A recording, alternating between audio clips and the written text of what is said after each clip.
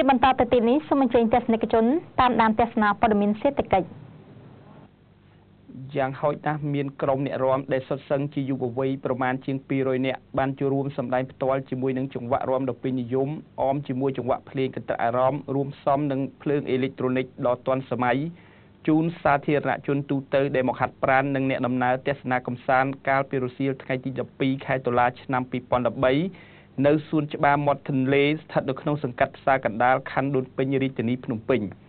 កម្មវិធីនេះគឺជាផ្នែកមួយនៃការផ្សព្វផ្សាយដែលមានរយៈពេលពេញមួយខែនៃផលិតផល Hiruska Post Acne ដែលជាផលិតផលបំបត្តិស្លាកស្នាមរបស់ក្រុមហ៊ុន DKSH កញ្ញាពីងលីណាដែលជាវិជ្ជបណ្ឌិតផ្នែកសើស្បែករបស់ក្រុមហ៊ុន DKSH ដែលទទួលបានអាជ្ញាប័ណ្ណលើការចែកចាយផ្ដាច់មុខនៅផលិតផល Hiruska Post Acne នៅក្នុងប្រទេសកម្ពុជាបានឲ្យដឹងថា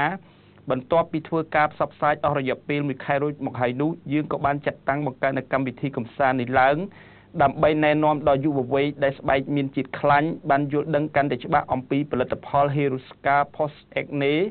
ដែលមានប្រសិទ្ធភាពក្នុងការបំបត្តិស្លាកស្នាមដែលបណ្ដាលមកពីការកើតមុនព្រោះតែស្បែកមុខមានជាតិខ្លាញ់កញ្ញាវិជ្ជបណ្ឌិតពីងលីណាបានបន្តទៀតថាស្លាកស្នាមលើផ្ទៃមុខដែលបង្កឡើងដោយមុនធ្វើឲ្យយុវវ័យជាច្រើនបាត់បង់នូវភាពជឿជាក់ប៉ុន្តែផលិតផល Hiruska Post Acne ធ្វើការផ្ដោតសំខាន់ទៅលើយុវវ័យ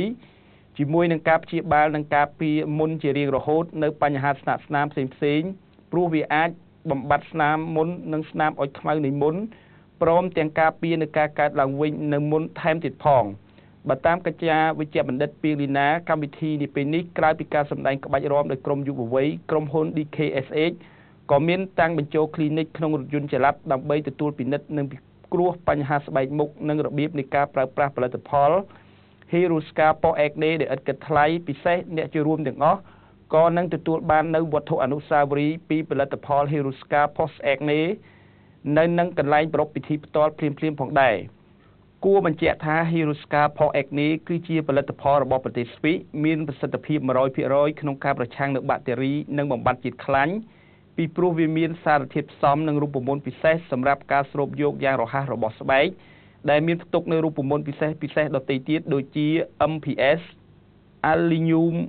Kepa-Alenson និងវីតាមីន B3 ផលិតផល Hiruska Post Acne នេះមានប្រភេទបំបត្តិស្នាមមុននិងស្នាមអុចខ្មៅការពារការកើតមុនឡើងវិញដែលមានលក់នៅគ្រប់ឱសថស្ថាននៅទូទាំងប្រទេសក្រុមហ៊ុនស៊ីម៉ង់អូតកាលពីរសៀលថ្ងៃទី13ខែតុលាឆ្នាំ2013ក៏បានធ្វើការ